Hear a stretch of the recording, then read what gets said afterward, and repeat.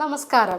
മറവി എന്നുള്ളത് കുട്ടികളിലും അതുപോലെ തന്നെ പ്രായമായവരും ചെറുപ്പക്കാരിലും വരെ ഇപ്പോൾ കൂടുതലായിട്ട് ബുദ്ധിമുട്ടിക്കുന്ന ഒരു കാര്യമാണ്. ഒരുപാട് പേഷ്യൻസ് പറയാറുണ്ട്, ഡോക്ടർ വെച്ചത് എവിടെയാണെന്നുള്ളത് മറന്നു, അല്ലെങ്കിൽ എന്താണ് വെച്ചതെന്ന് മറന്നു, ഗ്യാസ് ഓഫ് ചെയ്തിട്ടുണ്ടോ എന്നുള്ളത് വീണ്ടും വീണ്ടും പോയി നോക്കേണ്ടി വരികയാണ്, താക്കോൽ എവിടെ വെച്ചതെന്ന് പറഞ്ഞു അത് തിരഞ്ഞിട്ട് ഒരുപാട് സമയം പോകുന്നുണ്ട്. ഇങ്ങനെ ഒരുപാട് പ്രശ്നങ്ങൾ നമ്മൾ കേൾക്കാറുണ്ട്. പഠിക്കുന്ന കുട്ടികളുടെ കാര്യത്തിലാണെങ്കിൽ എന്താ പഠിച്ചതെന്ന് പറഞ്ഞു, അല്ലെങ്കിൽ പരീക്ഷൻ്റെ സമയത്ത് പഠിച്ചതൊക്കെ മറന്നു പോവാണ്, അല്ലെങ്കിൽ ഇതൊന്നും റിട്രീവ് ചെയ്യാൻ പറ്റുന്നില്ല. ഒരുപാട് കാര്യങ്ങൾ തലേന്ന് പഠിച്ചിരുന്നു അല്ലെങ്കിൽ മുന്നേ പഠിച്ചിരുന്നു, ഇതൊന്നും പേപ്പറിലേക്ക് കാണുന്നില്ല. നല്ല പഠിക്കുന്ന കുട്ടിയാണ്, പക്ഷേ ഇതൊക്കെ എന്തൊക്കെയോ ഒരു പ്രശ്നങ്ങൾ കൊണ്ട് ഇതൊന്നും അങ്ങോട്ട് കംപ്ലീറ്റ് ചെയ്യാൻ പറ്റുന്നില്ല. അതേ രീതിയിലൊക്കെ പേഷ്യൻസ് അല്ലെങ്കിൽ നമ്മളടുത്തേക്ക് എപ്പോഴും കൗൺസിലിങ്ങിൻ്റെ സമയത്തൊക്കെ തന്നെ പറയാറുണ്ട്. ഒരുപാട് കാരണങ്ങൾ കൊണ്ട് മറവി വരുന്നുണ്ട്. പക്ഷേ എന്താണ് ഇതിന് യഥാർത്ഥപ്പെട്ട കാരണങ്ങൾ, അതുപോലെ തന്നെ നമുക്ക് എന്തൊക്കെ ചെയ്താൽ ഈ മറവിനൊക്കെ നമുക്കൊന്നുകൂടെ പിടിച്ചു നിൽക്കാൻ പറ്റും, ഇതിന് നമുക്ക് എങ്ങനെയൊക്കെ ഇത് ഓവർകം ചെയ്യാൻ പറ്റും, ഇങ്ങനത്തെ കുറച്ച് കാര്യങ്ങളാണ് ഞാനിന്ന് പറയുന്നത്. ഞാൻ doctor ആഫിയാലൂർ, senior consultant, doctor ബാസസ് homeo hospital.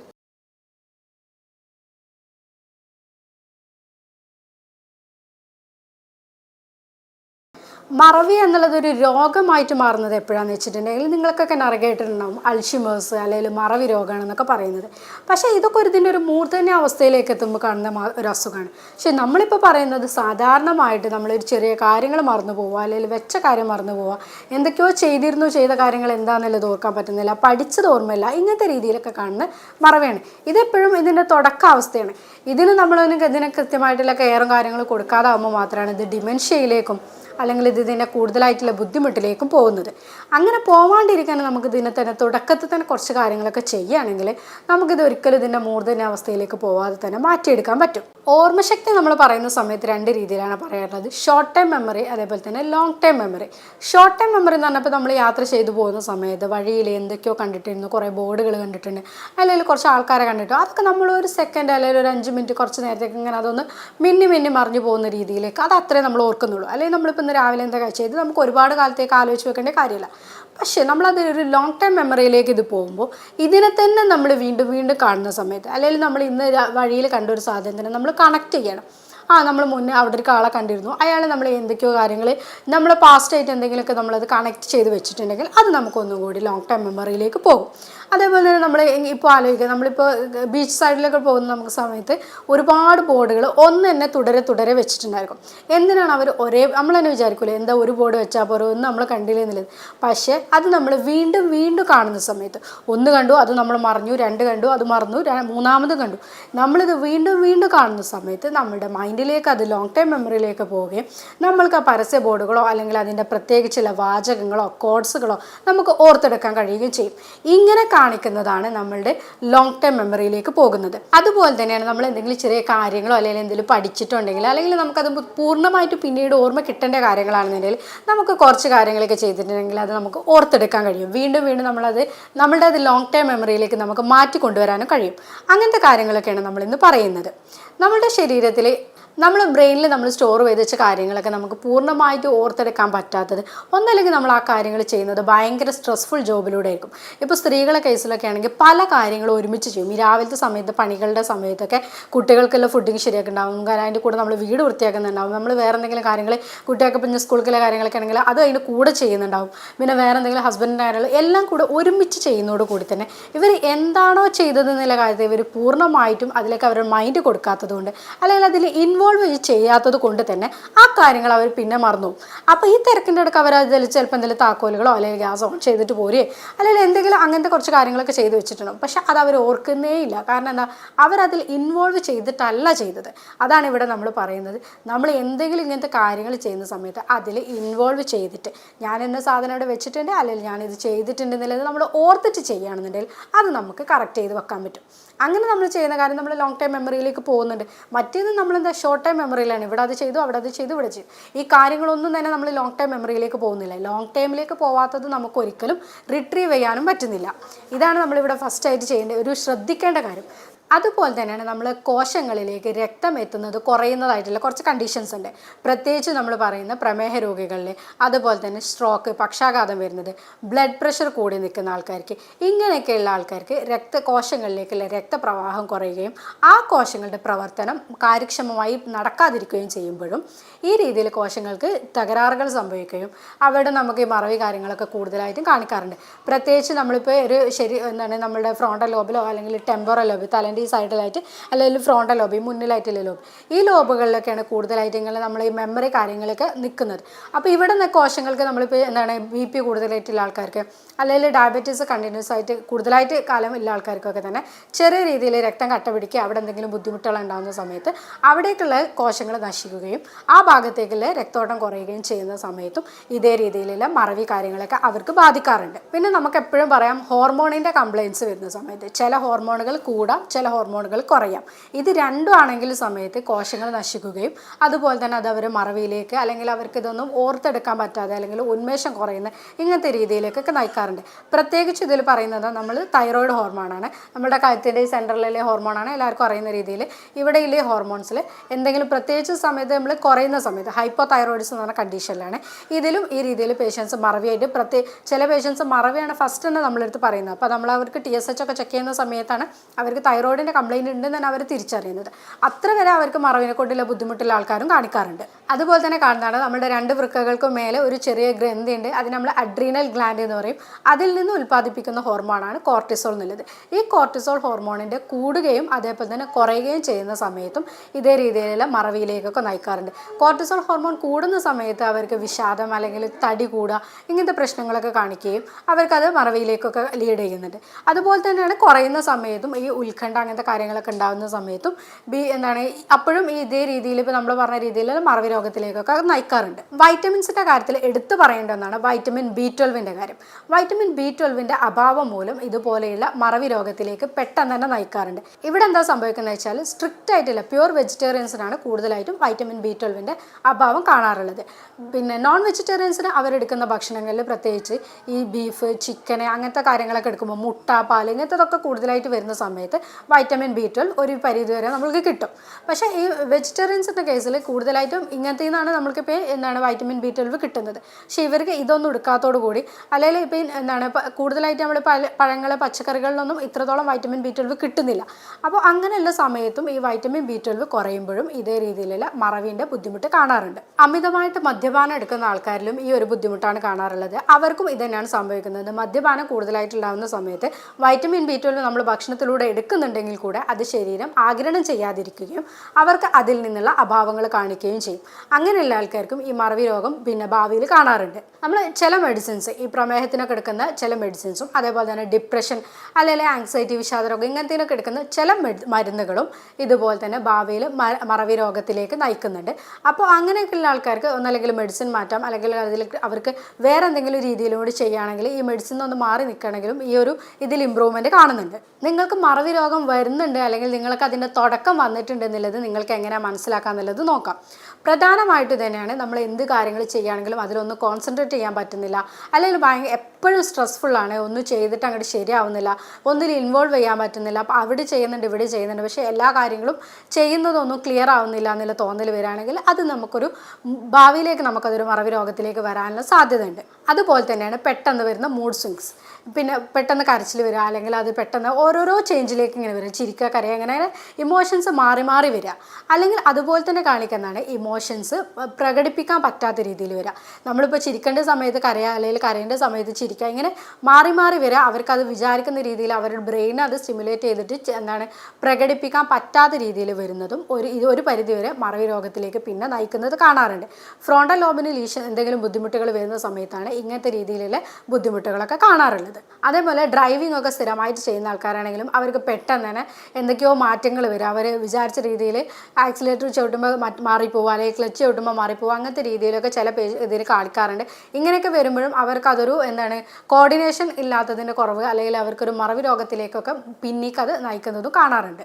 നമ്മൾ കുട്ടികളുടെ കാര്യത്തിൽ പറയാറുണ്ട്, നമ്മൾ എന്തെങ്കിലും ബ്രെയിനിന് ഇട്ട് കൊടുത്തിട്ടുണ്ടെങ്കിൽ അല്ലെങ്കിൽ നമ്മൾ അതിൽ എന്തെങ്കിലും കാര്യങ്ങൾ ചെയ്തിട്ടുണ്ടെങ്കിൽ മാത്രമേ നമുക്കതൊരു മറവിയാണ് അല്ലെങ്കിൽ അവർക്ക് അത് ഓർമ്മശക്തി കിട്ടുന്നില്ല എന്നുള്ള രീതിയിൽ പറയാം.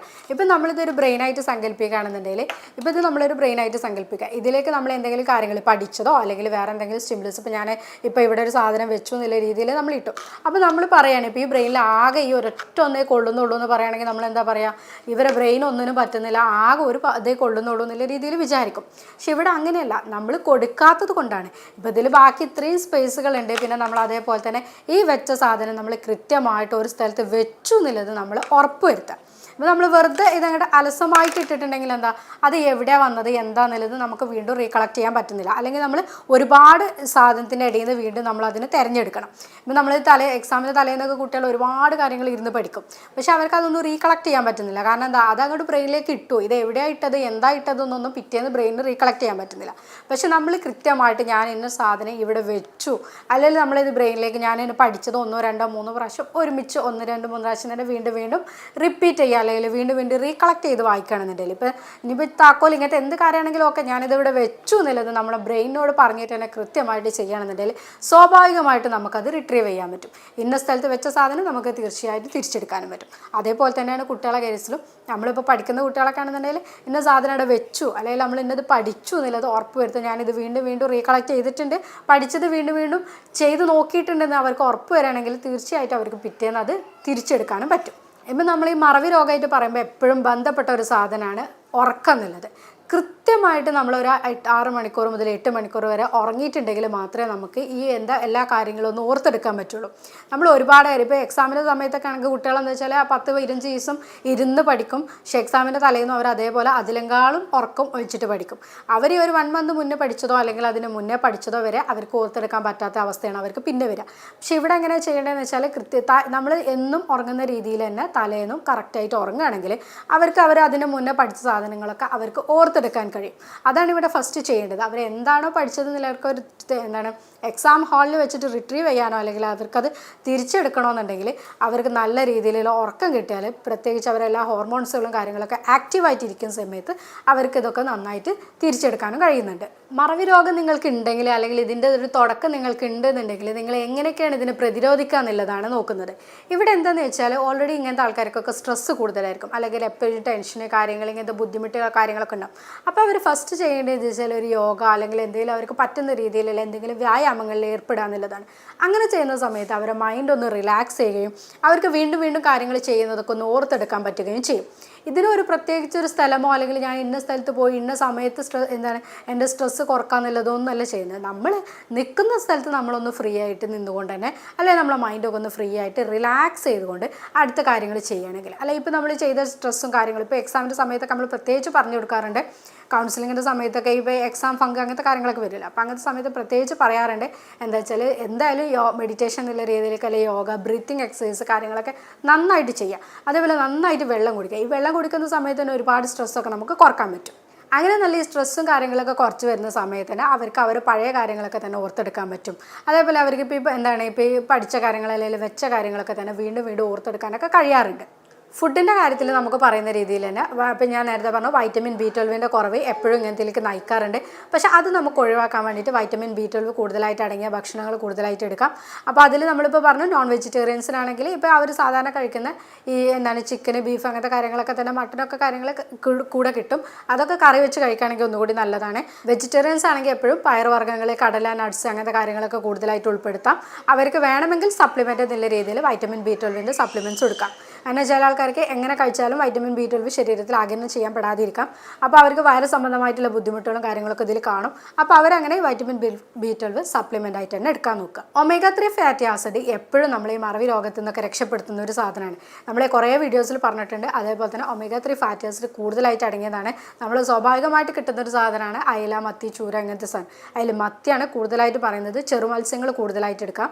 അതേപോലെ ഫ്ലാക്സ് സീഡ്സ് ഒക്കെ നല്ലതാണ്. പിന്നെ നട്ട്സുകൾ ഒരുവിധം എല്ലാത്തിലും തന്നെ ഈ omega-3 ഫാറ്റി ആസിഡ് കൂടുതലായിട്ട് അടങ്ങിയിട്ടുണ്ട്. അതെല്ലാം നമുക്ക് എടുക്കാം.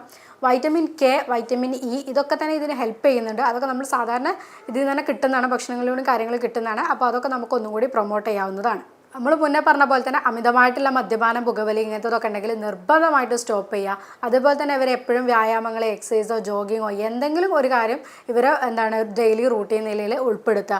അമിതമായിട്ടുള്ള ഷുഗറിൻ്റെ ഉപയോഗം അല്ലെങ്കിൽ പ്രോസസ്ഡ് ഫുഡ്, പുറത്തുനിന്നുള്ള ഫുഡ് ഇതൊക്കെ കൂടുതലായിട്ട് ഉപയോഗിക്കുന്നവരാണെങ്കിൽ അതൊക്കെ ഒന്ന് ലിമിറ്റ് ചെയ്യുക. കുട്ടികളുടെ കേസിലാണെങ്കിൽ അവർക്ക് നമുക്കൊന്നില്ല പസിൽസ്, അതേപോലെ എന്തെങ്കിലും മെമ്മറി ഗെയിംസ്. ഇപ്പോൾ മെമ്മറി ഗെയിംസ് ഒക്കെ ഒരുപാട് അവൈലബിൾ ആണ്. അപ്പോൾ നമ്മൾ ഈ പഴയ രീതിയിലൊക്കെ നമ്മളൊക്കെ തന്നെ ഈ സുഡോക്കോ അല്ലെങ്കിൽ പസിൽസൊക്കെ കൂടുതലായിട്ട് കളിച്ചിരുന്ന ആൾക്കാരായിരുന്നു. പക്ഷേ ഇന്നുള്ള കുട്ടികൾക്ക് അതൊന്നും അറിയില്ല. അവർക്ക് ഈ ഫോണിലുള്ള കുറേ ഗെയിംസ് കാര്യങ്ങൾ അറിയുള്ളൂ. പക്ഷെ അത് ഒഴിവാക്കിക്കൊണ്ട് നമുക്ക് ഈ രീതിയിലുള്ള മെമ്മറി ഗെയിംസ് ഒക്കെ ആകുമ്പോൾ അവരെ ഒന്നുകൂടി അവരെ ബ്രെയിൻ യൂസ് ചെയ്തിട്ട് തന്നെ ചെയ്യുന്നതാണ്. അപ്പോൾ അവരെ ഒന്നുകൂടി ഇതൊന്ന് ബൂസ്റ്റപ്പ് ചെയ്യാനും ഇങ്ങനത്തെ കാര്യങ്ങൾക്കൊക്കെ ഹെൽപ്പ് ചെയ്യും. അവരെ കൂടെ തന്നെ നമ്മളും കൂടി നിന്ന് കൊടുത്താണ്ട് ഇങ്ങനത്തെ മെമ്മറി ഗെയിംസ് കാര്യങ്ങൾ ചെയ്യുമ്പോൾ ഈ ചെസ്സ് ഇങ്ങനത്തെ കാര്യങ്ങളും അതേപോലെ പസിൽസ് ഇങ്ങനത്തൊക്കെയാണ് ഒന്നുകൂടി ഇതിൽ കുറച്ചും കൂടി ഇമ്പോർട്ടൻ്റ് ആയിട്ട് നോക്കുന്നത്. അപ്പോൾ അതൊക്കെ നമ്മൾ അവരോട് ട്രെയിൻ ചെയ്ത് വരുന്ന സമയത്ത് ഇവർക്ക് ഈ ഒരു മെമ്മറി കാര്യങ്ങളൊക്കെ തന്നെ ഒന്ന് നന്നാക്കാൻ പറ്റാറുണ്ട്. ഓർമ്മശക്തി കുറവ് നിലയിൽ നമുക്ക് ഒഴിവാക്കിയിട്ട് തന്നെ ഇവർക്കൊക്കെ നല്ല ക്ലാസ്സിലും പഠനത്തിലൊക്കെ തന്നെ മുന്നോട്ട് വരാനും വേണ്ടി ഇവർക്കിത് ഹെൽപ്പ് ചെയ്യാറുണ്ട്. കുട്ടികളുടെ കേസിൽ നമുക്ക് അവർക്ക് ഉൾപ്പെടുത്താൻ പറ്റിയൊരു സാധനമാണ് നെയ്യ് എന്നുള്ളത്. പ്രത്യേകിച്ച് നമ്മൾ വീട്ടിൽ തന്നെ ഉണ്ടാക്കുന്ന നെയ്യാണെങ്കിൽ ദിവസവും രാവിലെ വെറും വയറ്റിൽ നമ്മൾ അവർക്കൊരു സ്പൂൺ നെയ്യ് കൊടുക്കുകയാണെങ്കിൽ അവരുടെ മെമ്മറി നമുക്ക് നന്നായിട്ട് കൂട്ടാൻ പറ്റുന്നുണ്ട്. അതേപോലെ തന്നെയാണ് പീനട്ട് നമുക്ക് ജാമായിട്ട് കൊടുക്കാം, അല്ലെങ്കിൽ ബട്ടറായിട്ട് നമ്മൾ ഒരു ക്രീമായിട്ടൊക്കെ പറയില്ല. അങ്ങനത്തെ നമ്മൾ വീട്ടിൽ തന്നെ ഉണ്ടാക്കിയിട്ട് കൊടുക്കുകയാണെങ്കിൽ ഇതൊക്കെ അവർക്ക് നന്നായിട്ട് തന്നെ ഇതിനൊക്കെ ഹെൽപ്പ് ചെയ്യുന്നുണ്ട്. അതുപോലെ തന്നെയാണ് ഡാർക്ക് ചോക്ലേറ്റ്. നമ്മളിന്നിപ്പോൾ മാർക്കറ്റിൽ അവൈലബിൾ ആയിട്ടുള്ള എല്ലാ ചോക്ലേറ്റ്സുകളും അല്ല, എല്ലാ ചോക്ലേറ്റ്സ് കുറേയൊക്കെ എന്താ വെച്ചാൽ ഈ കൊക്കോ പൗഡറും അതേപോലെ തന്നെ മൈദങ്ങളും കൂടി കൂട്ടിയിട്ടുണ്ടാക്കുന്ന ഒരു സാധനമാണ്. അങ്ങനെ അല്ലാണ്ട് ഒറിജിനൽ ഡാർക്ക് ചോക്ലേറ്റ് ഇതിലെന്താ വെച്ചാൽ കുറച്ചൊരു കൈപ്പരസം ഉണ്ടായിരിക്കും. പക്ഷേ ഇതെപ്പോഴും ഈ മെമ്മറി കൂട്ടാൻ അല്ലെങ്കിൽ ഓർമ്മശക്തിയൊക്കെ നന്നാക്കാൻ വേണ്ടിയിട്ട് ഹെൽപ്പ് ചെയ്യുന്ന ഒരു സാധനമാണ്. ഇതൊക്കെ കുട്ടികൾക്കാണെങ്കിലും പ്രായമായവർക്കാണെങ്കിലും സ്ഥിരമായിട്ട് കൊടുക്കുക. അവരെ ഡെയിലി ഭക്ഷണത്തിൽ നമ്മൾക്ക് ഈ നെയ്യും അതേപോലെ തന്നെ നല്ല ഈ പീനട്ട്, കടല അങ്ങനത്തെ സാധനങ്ങളൊക്കെ ഡെയിലി ആയിട്ട് ഉൾപ്പെടുത്തുകയാണെങ്കിൽ അവർക്ക് ഈ ഒരു മറവി രോഗം നിലയിലേക്ക് പോവാണ്ട്, അല്ലെങ്കിൽ പ്രായമായവർക്ക് പ്രത്യേകിച്ച് അൾഷിമേഴ്സ് അല്ലെങ്കിൽ ഡിമെൻഷ്യ ഇങ്ങനത്തെ അസുഖങ്ങളിലേക്ക് പോവാണ്ട് തന്നെ അവരെ നമുക്ക് ബാക്ക് കൊണ്ടുവരാൻ കഴിയും. നമ്മളിപ്പോൾ ഈ പറഞ്ഞ കാര്യങ്ങളൊക്കെ ചെയ്യുന്നതോടുകൂടി തന്നെ കൂടുതലായിട്ട് മറവി രോഗത്തിൻ്റെ ബുദ്ധിമുട്ടുണ്ടെന്നുണ്ടെങ്കിൽ നമുക്ക് ഹോമിയോപ്പതിയിൽ ഇതിൽ ഒരുപാട് മെഡിസിൻസ് അവൈലബിൾ ആണ്. പ്രത്യേകിച്ച് നമ്മൾ ബ്രഹ്മി, അനാകാർഡിയം അങ്ങനത്തെ ഒരുപാട് മെഡിസിൻസ് നമ്മളിതിൽ നമുക്ക് ഹെൽപ്പ് ചെയ്യാറുണ്ട്. നമ്മൾ കൗൺസിലിങ്ങിൻ്റെ കൂടെ തന്നെ ഇങ്ങനത്തെ മെഡിസിൻസ് കൂടി കുട്ടികൾക്കാണെങ്കിലും അതേപോലെ പ്രായമായവർക്കാണെങ്കിലും കൊടുക്കാറുണ്ട്. അവർക്ക് നമുക്ക് അതിൻ്റെ ഇമ്പ്രൂവ്മെൻറ്റും കാര്യങ്ങളും കിട്ടാറുണ്ട്. നമ്മൾ ഇതിൽ കൃത്യമായിട്ട് അവരുടെ ശാരീരിക ലക്ഷണങ്ങളും അതേപോലെ തന്നെ അവരുടെ മാനസിക ലക്ഷണങ്ങൾ, ഇപ്പോൾ നമ്മൾ പറഞ്ഞ രീതിയിൽ സ്ട്രെസ് ആവാം, ചിലവർക്ക് ഇതൊന്നും ഓർത്തെടുക്കാൻ പറ്റുന്നില്ല, അവർ വേറെ കുറേ പ്രശ്നങ്ങളുടെ ഉള്ളിലേക്ക് നിൽക്കുന്നവർക്കും, അല്ലെങ്കിൽ ഹൈപ്പോതൈറോയിഡിസത്തിൻ്റെ പ്രശ്നമാകാം, ഇപ്പോൾ നമ്മൾ പറഞ്ഞ കോർട്ടിസോളിൻ്റെ പ്രശ്നങ്ങൾ, ഇങ്ങനെ ഒരുപാട് ലക്ഷണങ്ങൾ മുന്നേ പറഞ്ഞു, അല്ലെങ്കിൽ ഒരുപാട് കാരണങ്ങൾ പറഞ്ഞു. ഈ കാരണങ്ങളൊക്കെ നോക്കിയിട്ടാണ് നമ്മളിതിൽ ഇവർക്ക് ട്രീറ്റ്മെൻറ്റ് ആയിട്ട് കൊടുക്കുന്നത്. അപ്പോൾ ഇതിൻ്റെ കൂട്ടത്തിൽ തന്നെ നമ്മളിപ്പോൾ ഈ പറഞ്ഞ കാര്യങ്ങളൊക്കെ ഒന്ന് കൺട്രോൾ ചെയ്യും, ഫുഡ് കുറച്ചും കൂടി നന്നായിട്ട് ഇമ്പ്രൂവ് ചെയ്യുക, അവരുടെ ലൈഫ് സ്റ്റൈലൊന്ന് നന്നാക്കുക, വ്യായാമങ്ങളൊന്ന് നന്നാക്കി കൊടുക്കുക. അങ്ങനത്തെ എല്ലാം കൂടെ ചെയ്യുന്ന സമയത്ത് നമ്മൾ മെഡിസിനും കൂടെ കൊടുക്കുമ്പോൾ നമുക്കിതിൽ നല്ല റിസൾട്ട് തന്നെ കിട്ടാറുണ്ട്. ഞാനിപ്പോൾ ഈ പറഞ്ഞ രോഗം അല്ലെങ്കിൽ മറവി രോഗം കൊണ്ട് നിങ്ങൾ ബുദ്ധിമുട്ടുന്നുണ്ടെങ്കിൽ, അതേപോലെ തന്നെ ഓർമ്മശക്തി നിങ്ങൾക്ക് എടുക്കാൻ പറ്റുന്നില്ല, അല്ലെങ്കിൽ കുട്ടികൾക്ക് പഠിച്ചതൊന്നും കറക്റ്റായിട്ട് കിട്ടുന്നില്ല, ക്ലാസ്സിലൊക്കെ എപ്പോഴും ബാക്കിലാണ്, ഇങ്ങനെ എന്തെങ്കിലും ബുദ്ധിമുട്ടായിട്ട് നിങ്ങൾക്ക് തോന്നുന്നുണ്ടെങ്കിൽ നിങ്ങൾക്ക് താഴെ കൊടുത്ത വാട്സപ്പ് നമ്പറിൽ നിങ്ങൾക്ക് എന്നെ കോൺടാക്ട് ചെയ്യാവുന്നതാണ്. ഞാൻ doctor ആഫിയാലോ, senior consultant, doctor ബാസസ് homeo hospital, Malappuram ജില്ല.